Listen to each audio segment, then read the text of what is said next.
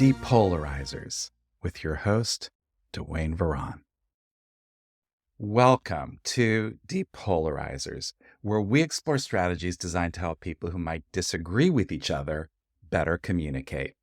I'm your host, Dwayne Varon. This series is intended to address one of the biggest problems facing communities in nation after nation around the world: the growing polarization that divides us on a level that I certainly haven't seen before, at least not in my lifetime. Let me illustrate just how dramatic this trend currently is.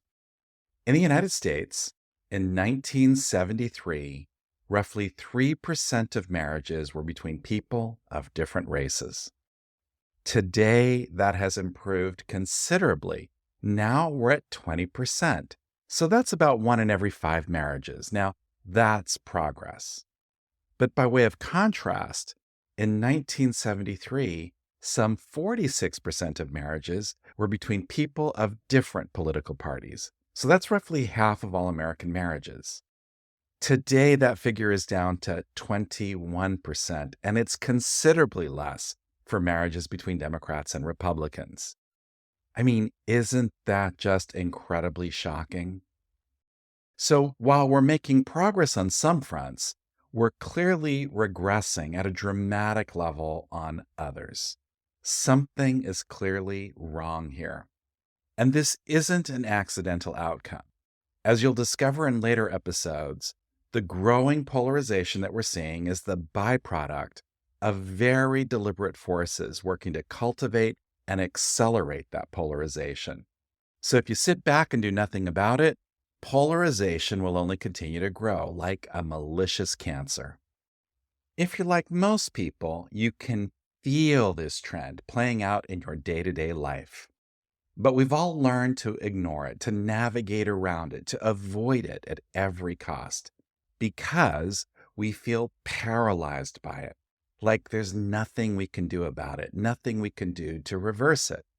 And that's where Depolarizers comes in. In this series, we engage with the world's leading experts in the science of depolarization so we can learn strategies designed to empower us to act as bridges and help make a difference in bringing people closer together. Now, your contribution doesn't have to be large to be meaningful.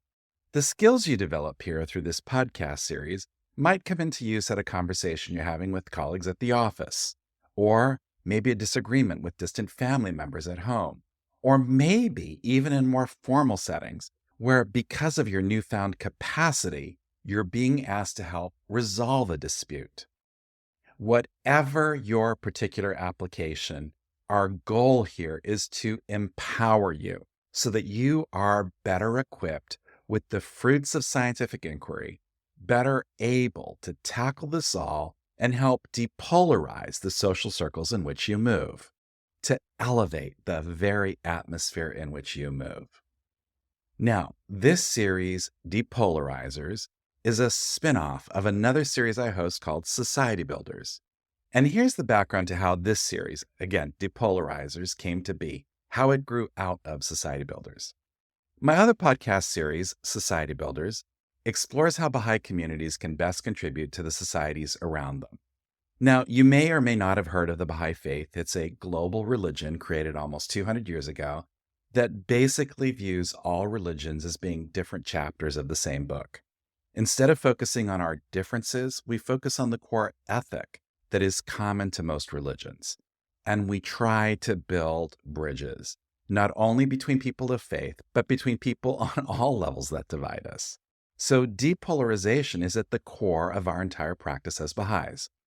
And relatively recently, in December of 2021, the Baha'i community worldwide adopted a new goal, a single priority for its communities all across the world to focus on for the next 25 years. I mean, this level of focus is remarkable. And that focus is on society building. And a key part of that priority is in helping bring antagonistic people closer together. In other words, depolarizing. Now, the Baha'i community, of course, is a relatively small community, so, you might think, what can they really achieve? But while it's relatively small, It's highly dispersed. In fact, officially, it's the second most globally distributed religious community in the world. Baha'is live and engage in community life literally in every nook and corner of the planet. They might be very small communities, but they're small communities literally everywhere on the planet. Don't just think of Baha'i communities in big cities. Visualize these communities in the highlands of Papua New Guinea and villages in the jungles of the Congo. I mean, literally everywhere. And these are communities of local adherents administering to their own community needs. It's not missionary driven. It's not centrally controlled. It's the very definition of a grassroots movement. So this focus for the next 25 years on society building is a big deal. And that's why I created the Society Building podcast series. And as part of that series, more or less from episodes 20 to 32, we focus on the polarization issue, including a number of interviews with global experts in the science exploring its remedies, in the science of depolarization. Now, originally, I had anticipated that I'd have like 3 or 4 episodes on the topic and move on to other dimensions of society building. But once I started in my depolarization journey, I just couldn't stop. With each guest, new horizons opened, and I found myself needing more and more episodes to tackle the larger theme. At some point, I realized that this theme was so big, in fact, that it needed its own series so that I could continue diving deeper and deeper because there was just so much ground to cover. And that's how this series came to be. This is that series. So you might say that Depolarizers is Baha'i inspired, but it's definitely taking a life of its own. Now, the first few episodes of Depolarizers are based on those original episodes in the Society Builders series. These episodes lay down the foundation for a solid engagement with the main issues associated with depolarization. And once we get past those first few episodes, our discourse continues as we go beyond the building blocks from Society Builders and continue our journey through the Depolarizers podcast series. And beyond just sharing strategies to help you in your journeys, Depolarizers is also a bit of a celebration of the achievements of the amazing guests we interview. And trust me, as you'll discover, they really are amazing. So in joining our conversations, you'll get better acquainted with this community of champions. So that's the background to our series where you're going to hear from what is literally the who's who of depolarization. And along the way, you're going to learn a great deal, knowledge which will hopefully empower you in your own efforts to better serve as a bridge bringing people closer together. So let's dive in, starting with my next interview, which features my interview with award-winning journalist Amanda Ripley, whose latest book, High Conflict, Why We Get Trapped and How We Get Out, provides us with the perfect starting point in our journey. Now, if you only read one book on depolarization, this is the book I'd recommend because Amanda makes a large body of research readable. She weaves the research into human stories that keep you at the edge of your seat as you discover key principles associated with depolarization. Many of the people she writes about later feature in her interviews on Depolarizers, and their stories are deeply compelling. So today's episode is super short, just giving you the background to our series. And with that background, we've accomplished our goal for today. And have a listen at the end of the podcast to our official podcast theme song, Depolarizers. I tried to write the lyrics here to reflect our theme, and you're hearing the voice of Nolo, a singer out of South Africa who I regularly work with.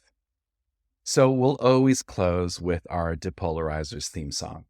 But before we go, I'll also be ending every episode with an inspiring quote related to our larger depolarization theme. So here's today's closing quote for your reflection, and it comes from the Universal House of Justice, the body which coordinates Baha'i community life globally. They say, "It is through love for all people and by subordinating lesser loyalties to the best interests of humankind that the unity of the world can be realized and the infinite expression of human diversity find their highest fulfillment. I love this quote. It's part of a larger passage explaining how and why viewing the world through a paradigm that recognizes that we are all part of the same human species as one social organism, how this empowers us to appreciate our diversity, an expression of our love for humanity. Well, that's it for today. I hope you'll join me for our next episode as we embark upon our journey in my interview with Amanda Ripley. I look forward to continuing our conversation next time on Depolarizers. Everybody across the nation, no matter what your tribe, are you ready for a brand new day? A new groove, a new vibe.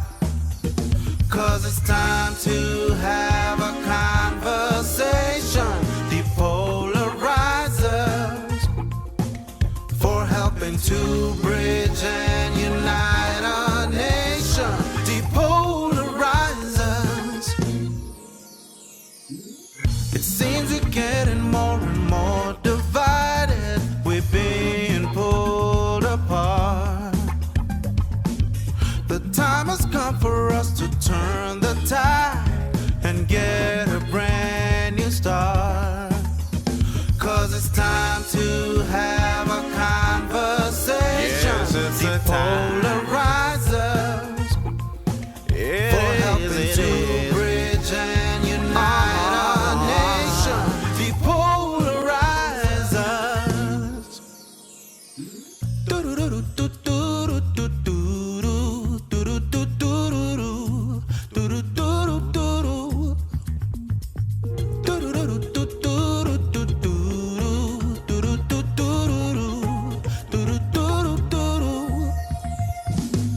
It's easy to feel so paralyzed, 'cause day after day the news is the same.